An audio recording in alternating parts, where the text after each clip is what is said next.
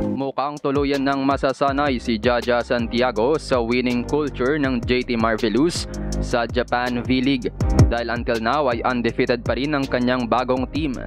Block party, Jaja Santiago 3 blocks in a set, 8 in total. Pinataob si 40 ng Vietnam.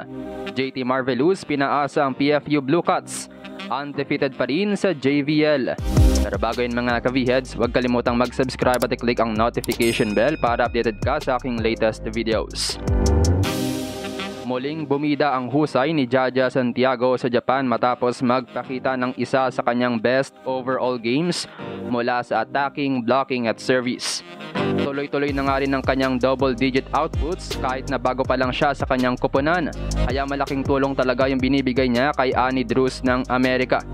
Pinataob nila ang koponan ni 40 ng Vietnam na PFU Blue Cats in a come from behind 4-set win. 22-25, 25-23, 25-16 at 25-22. Sa set 1, medyo tahimik pa nga si Jaja bukod sa ilang attempts nito sa opensa. Naunang umabante ang JT with an early 4-point lead. Pero pinangunahan ni Puerto Rican import na si Dali Santana Gutu ang Blue Cats para tablahan ng puwersa ni Drews at ng Marvelous team.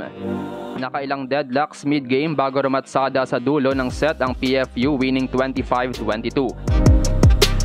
Sa second set naman, bumomba na si Jaja Santiago scoring more attacks. Pero bukod sa atake, nakascore na rin siya mula sa service. Pero ang pinakamatindi nga ay ang kanyang 3 blocks sa set 2. Isa dito ay kontra sa Puerto Rican import ng PFU. Wala namang pinagkaiba sa storya ng set 1 ang nangyari sa set 2 dahil dikit pa rin ang umpisa at PFU ulit ang nanguna sa dulo 23-20. Pero nakakuha ng momentum ang JT Marvelous, isa dito ay galing sa monster block ni Jaja, scoring 5 straight points ang JT, 25-23. Dinomina naman ng JT ang PFU sa third set. Umpisa pa lang ay may 12-4 lead ng koponan ni Santiago. Sumali nga rin si Jaja sa scoring party, scoring 3 straight points after niya mag-error. Hirap ang PFU na gumawa ng opensa kaya ibinangko na rin ng Vietnamese pride na si Tran Titan Tuy. Pinagpahinga naman ng kapwa JT import ni Jaja na si Annie Drews pero abante pa rin ang JT 25-16. Sa set 4 bumalik ang close fight dahil uminit muli si 40 habang sumasagot si Jaja with her attacks and another block. Nagkaroon rin ng sagutan ng Japanese local wing hitters na sina Shima ng PFU at Tanaka ng JT. Sinubukan ng PFU na abutan sa endgame ang JT pero wagi ang JT Marvelous 25-22. Top scorer si Annie Drews with 17 attacks and 2 blocks. May 18 points naman si Mizuki Tanaka.